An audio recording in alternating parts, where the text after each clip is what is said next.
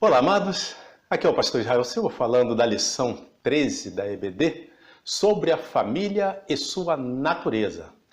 Nessa oportunidade, vamos falar de família na sociedade, as famílias da Igreja do Senhor, os desafios das famílias cristãs, a verdadeira família de Cristo e para você que ora pelo Brasil para as coisas melhorarem, tem um recado de Deus para você. A propósito, mais uma vez, em nome de Jesus, agradeço a você que nos assiste, sugiro que divulgue, curta, compartilhe, comente, inscreva-se no canal e clique o gostei. Duplo agradecimento aos que já vêm fazendo isso, alguns desde a primeira publicação nesse canal, e a Deus seja a glória. Então, a lição 13 sobre a família e sua natureza apresenta o texto áureo que segue. Portanto, deixará o varão o seu pai e sua mãe, e apegar-se-á à sua mulher, e serão ambos uma só carne. Gênesis capítulo 2, versículo 24. Comento daqui a pouco, pois trata-se de um versículo incluído na leitura bíblica recomendada, que vai de Gênesis capítulo 2, versículos 18 a 24, que passo a ler e comentar agora. Versículo 18. E disse o Senhor Deus: não é bom que o homem esteja só, far-lhe-ei uma adjuntora que esteja como diante dele. Comento. Esses versículos compõem uma parte da Bíblia que minha tradução dá o subtítulo de Como Deus Criou a Mulher. Ou seja, trata-se da criação de Eva, o segundo ser humano criado por Deus e primeira mulher. Aproveito para dizer que, literalmente, Deus sabe o que faz. Afinal de contas, tenho uma esposa e 2 filhas, embora meu genro e meu netinho completem a bênção. Retomando, o texto mostra que Deus criou a mulher para ajudar o homem, ao menos no princípio da criação. Apesar de o Ocidente estar tentando inverter isso, inclusive em várias igrejas locais do Brasil, é oportuno dizer que o plano inicial de Deus foi esse, simples assim. Versículo 19. Havendo, pois, o Senhor Deus formado da terra todo animal do campo e toda ave dos céus, os trouxe a Adão, para este ver como lhe chamaria. E tudo o que Adão chamou a toda a alma vivente, isso foi o seu nome. Meu comentário, desde o princípio, Deus adota um fundamento em seu relacionamento com os humanos, ou seja, Deus evita fazer o que o homem pode fazer, pois só Deus poderia criar os seres vivos e o fez. No entanto, dar nomes era algo perfeitamente ao alcance de Adão, e foi o que aconteceu. Versículo 20. E Adão pôs os nomes a todo o gado e às aves dos céus e a todo animal do campo, mas para o homem não se achava adjuntora que estivessem como diante dele. Então o Senhor Deus fez cair um sono pesado sobre Adão, e este adormeceu, e tomou uma das suas costelas e cerrou a carne em seu lugar.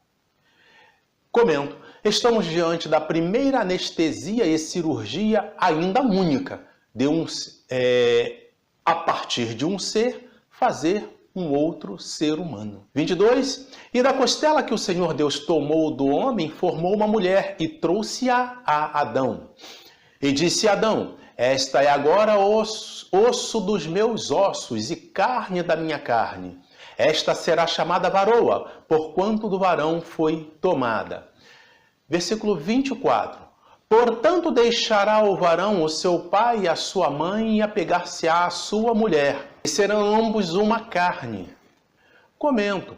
O princípio de Deus aqui é o novo casal viver separado dos pais, o que também tem sido flexibilizado em nossa cultura, trazendo problemas em alguns casos. Para falar sobre família, vamos lembrar que as palavras evoluem no tempo e no espaço. Aliás, estamos numa sociedade que relativiza tudo. Ou seja, para alguns, tudo é relativo. Dependendo de onde você ancorar sua referência, todas as respostas poderão ser obtidas. Por exemplo, é correto fazer sexo antes do casamento? Alguém diria que é relativo. Até onde se deve manter um casamento se ambos estão vivos? Alguém diria que é relativo. Vou ficar apenas nessas duas perguntas para não parecer que estou fazendo apologia ao pecado. No entanto, cabe à igreja verdadeira reiterar os conceitos bíblicos sobre todos os assuntos, e nesse caso, sobre família. Além disso, do ponto de vista sociológico, há conceitos diferentes de famílias no Brasil em relação aos Estados Unidos ou Argentina, por exemplo. Diante disso, vamos deixar nossa contribuição quanto ao que as igrejas locais ensinam ou devem ensinar sobre família, segundo as Escrituras. Indo direto ao tema dessa lição 13, sobre a família e sua natureza, vamos falar de 4 aspectos relacionados a este assunto. Número 1, família na sociedade.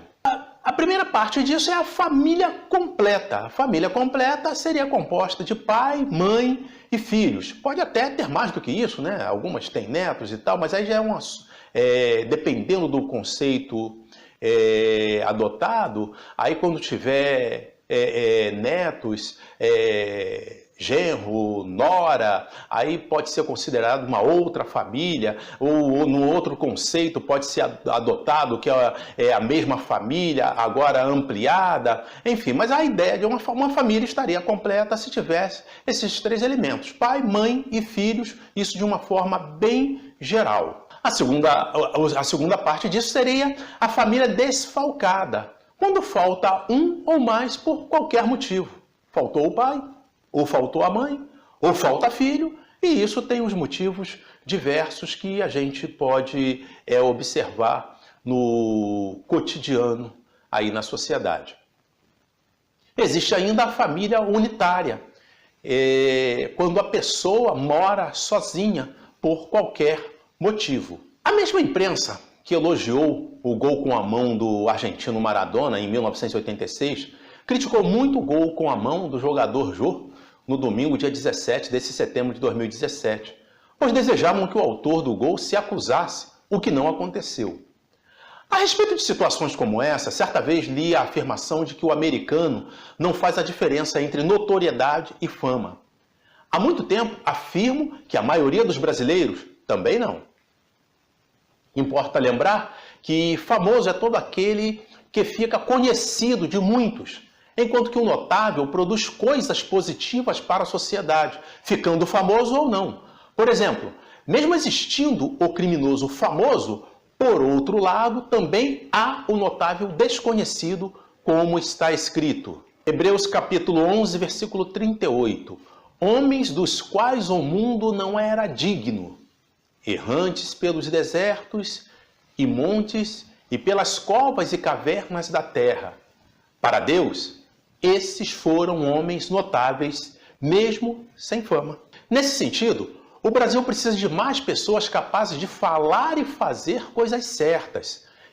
O Brasil e a igreja, claro. É fácil reprovar o erro cometido por outros. No entanto, precisamos de mais pessoas dispostas a resistir à tentação quando estiverem em condições de fazer o certo ou o errado. Precisamos admirar, elogiar e preferencialmente imitar notáveis e não meramente famosos. Vale lembrar aqui o texto de Paulo, né? Sede meus imitadores como eu o sou de Cristo. Pelo menos nesse texto há que se entender a utopia. É claro que Paulo não terá feito 100%, agido 100% como Cristo. Claro que não. E a maioria de nós que eu que estou falando, de você que está me ouvindo, também teríamos dificuldade de agir em todos os momentos semelhante a como Paulo agiu, a maioria de nós. De qualquer forma, essa deve ser a nossa referência, imitadores de Cristo. Se a maioria das famílias do Brasil passar a ensinar isso aos filhos, desde a tenra idade, em poucos anos o país apresentará resultados positivos no campo moral e econômico. Número 2, família na igreja. 3 pilares do casamento cristão. O primeiro pilar, monogamia. Em 1 Coríntios capítulo 7, versículo 2, está escrito: cada um tem a sua própria mulher e cada um tem o seu próprio marido. O segundo pilar, heterossexualidade. No primeiro, ou seja, um marido apenas para uma mulher e apenas uma mulher para um marido. Um e um. Forma um casal, nesse casal, duas pessoas.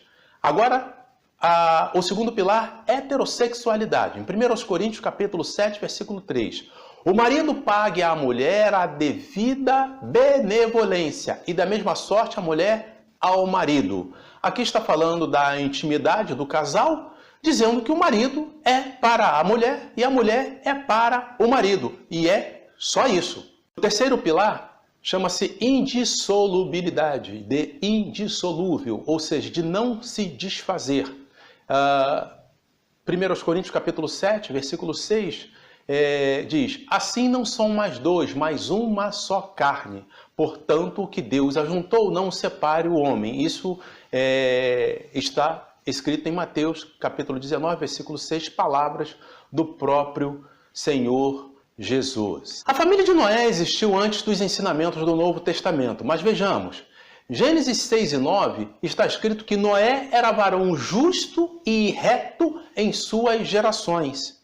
Noé andava com Deus. É um texto inspirado, portanto, reflete a própria opinião de Deus acerca de Noé. Gênesis 7 e versículo 1 está escrito: então o Senhor disse a Noé, entra na arca você e toda a sua família, porque você é o único justo que encontrei nesta geração. Toda a geração de Noé estava perdida.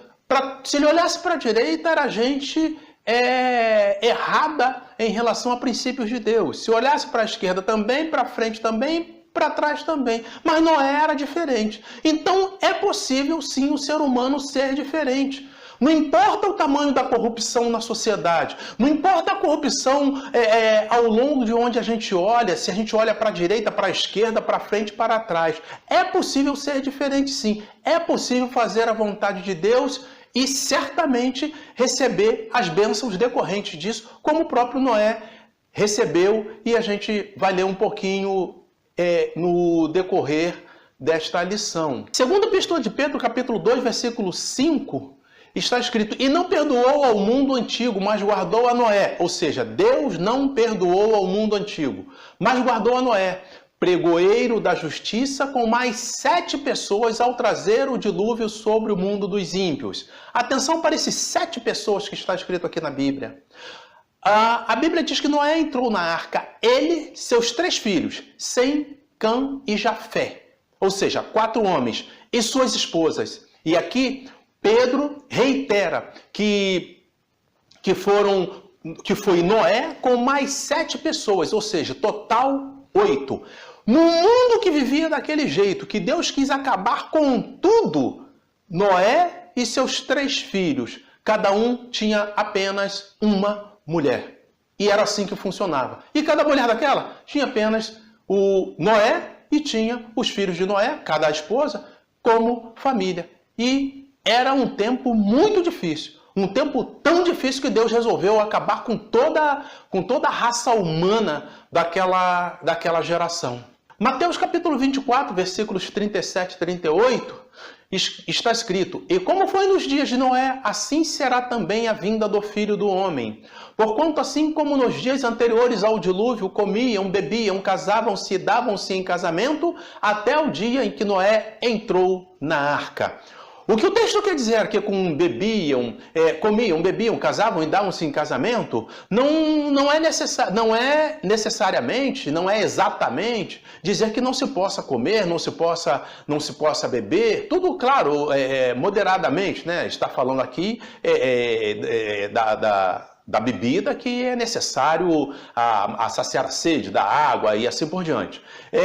Casavam-se, davam-se em casamento, ou seja, está se falando aqui de que as pessoas estavam preocupados, cada um olhando para si próprio, sem se importar ao mínimo com o que Deus falava sobre qualquer outra coisa. É isso que o texto está dizendo e termina dizendo: até o dia em que Noé entrou na arca. Quando Noé entrou na arca, então não havia mais tempo para mais nada. Quando Noé entrou na arca, ele e sua família, não havia mais tempo para mais nada. Aquelas pessoas ali iam perecer mesmo como aconteceu. Nos dias de Noé, todas as famílias, exceto a dele, estavam corrompidas, mas ainda assim, Noé se manteve justo e reto, andando com Deus, segundo as Escrituras. A Igreja do Senhor precisa, e o Brasil também precisa, de mais pessoas com a determinação de Noé atualmente. Tem 2 desafios das famílias cristãs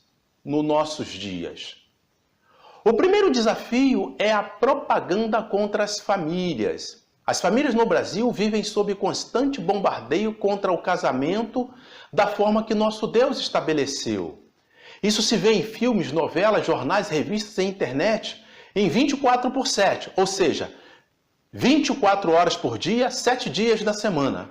A propósito, houve certa exposição em Porto Alegre, Rio Grande do Sul, encerrada no dia 13 deste mês de setembro de 2017. E sobre esse assunto, eu vou deixar ao final desse vídeo e nos comentários o link do vídeo do pastor Silas Malafaia, que é autoexplicativo. Mas adianto alguns pontos. O que vi pela imprensa é suficiente para o cristão verdadeiro se enojar sobre o ponto a que chegamos no Brasil, cujo declínio moral e espiritual parece não ter fim. A exposição era aberta ao público infantil e assistia a vídeos mostrando a presença de crianças. Outra coisa, era financiada por um grande banco. Mas recebeu o apoio de gigantes da imprensa do Brasil que facilmente se posicionam a favor de bancos. E pior, até onde vi, a reação de grandes instituições que se denominam cristãs foi tímida ou nenhuma, do tipo, se o banco voltar a fazer isso, poderemos encerrar nossos negócios com esse banco. Quando, repito, a minoria se pronunciou. Particularmente, não tenho conta nesse banco, mas se tivesse, encerrava, pois os que se acomodam agora aparentam o perfil dos que vão aceitar o sinal da besta por ocasião da grande tribulação. O que está explicado em nossos 2 vídeos passados, lições 11 e 12, ainda disponíveis nesse canal, significa dizer que possuem o perfil dos que vão se perder e se lamentar eternamente. O segundo desafio das famílias cristãs é o que chamo de imposto sobre o casamento.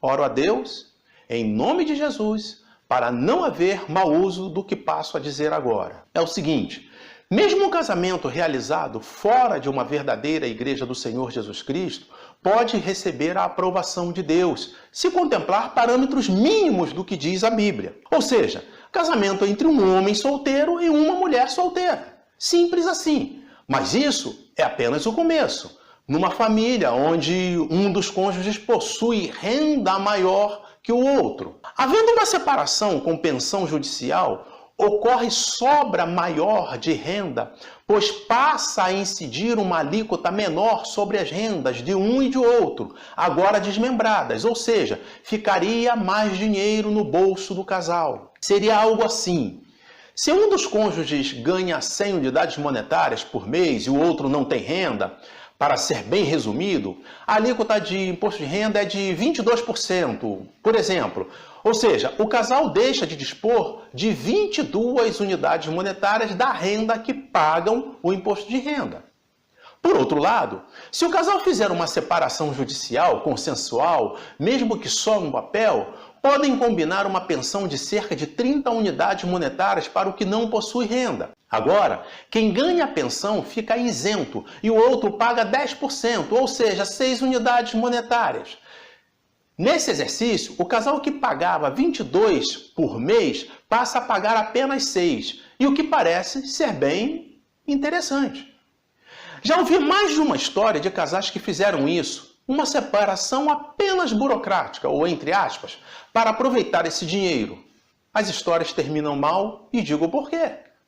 É evidente que ao assinar a separação, o documento passa a ser lido por outras pessoas, e pelo diabo também.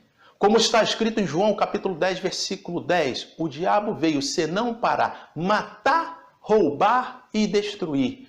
E o diabo odeia você e odeia o seu casamento. Por isso ele está para destruir. Em seguida, Aberta a brecha do legalismo social, somado à propaganda às propagandas contra as famílias, de que falei acima, a separação de fato passa a ser questão de tempo. Em outras palavras, pessoas como eu pagam um imposto maior por permanecerem casadas. É de pasmar. Item 4. A família de Cristo. Em Marcos capítulo 3, versículos 35, está escrito: porquanto qualquer que fizer a vontade de Deus, esse é meu irmão, e minha irmã, e minha mãe. Primeira parte disso, mães de Cristo. Vale até para as mulheres que sequer tiveram filhos. Sobre isso diz Isaías capítulo 54, versículo 1. Canta alegremente, ó estéril, que não deste à luz. Exulta de prazer com alegre canto e exclama: tu que não tiveste dores de parto, porque mais são os filhos da solitária dos que os filhos da casada, diz o Senhor. O segundo grupo, irmãs de Cristo. Vale até para as mulheres que sentem falta de um irmão. E a terceira parte disso, os irmãos de Cristo.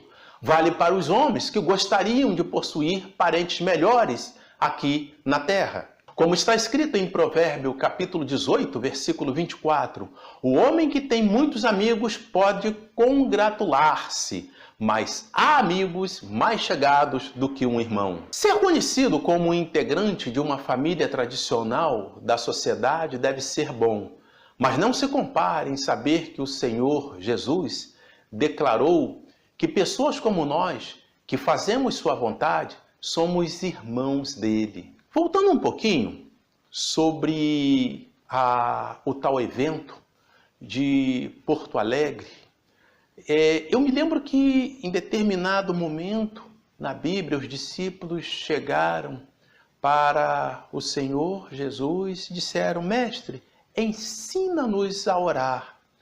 E eu particularmente já me vi em situações que eu queria orar, ia orar e eu não sabia exatamente como orar.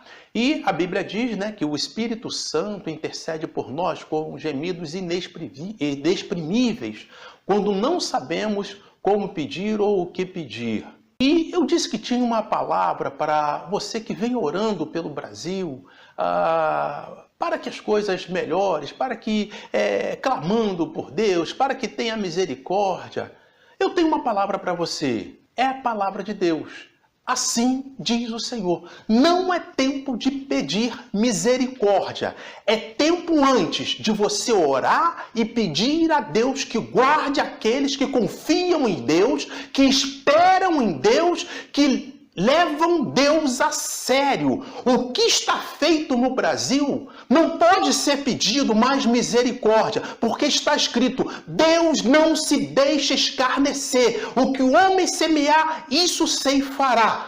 O ponto, a hora de Deus dizer o basta sobre isso está muito próxima. E Deus vai cobrar sangue inocente que foi derramado. Deus vai cobrar omissão de pessoas que se dizem cristãos, mas que não são. São, na verdade, da sinagoga de Satanás, que mentem o tempo todo e que pactuam com as coisas erradas. O Brasil está ruim porque a igreja está se acomodando. Boa parte da igreja está se acomodando. Digo boa parte da igreja local, não a igreja verdadeira. Deus está dando já um basta nesse negócio. Eu nem sei se dará tempo da gente manter esse vídeo no ar, porque Deus vai começar a agir. Deus vai começar a cobrar no Brasil a iniquidade que já está causando mau cheiro às narinas de Deus. Palavra do Senhor Jesus. Concluindo, sobre a família de Cristo e sua natureza, falamos de família na sociedade. Meditamos sobre as famílias da Igreja do Senhor. Lembramos dos desafios das famílias cristãs. E falamos da verdadeira família de Cristo, reconhecida por Ele. Até aqui, e amém. A Deus seja a glória. Pai, em nome de Jesus, te oramos e te agradecemos por mais esta palavra entregue aos teus servos que assistem este vídeo. Deus amado e santo, recebe a nossa oração, recebe, Senhor, a nossa gratidão. Ajuda-nos, Senhor. Ajuda-nos, Senhor, na nossa pouca fé, como oraram, Senhor, os teus discípulos. Ajuda-nos, Senhor, a fazermos a oração certa. A oração, meu Senhor, que chega diante de Ti, com palavras certas, com procedimentos certos, com a reverência certa. Ó Senhor amado, o Senhor que esquadrinha os rins e os corações, recebe, Senhor, a nossa oração.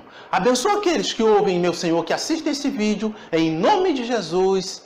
Amém. Que em nome de Jesus você tenha sido abençoado e abençoada com esse vídeo e que você se inscreva nesse canal, divulgue, curta, compartilhe, comente, clique no gostei. No próximo sábado, se Deus quiser, falaremos de uma promessa de salvação. Então até lá, em nome de Jesus, se Deus quiser, amém.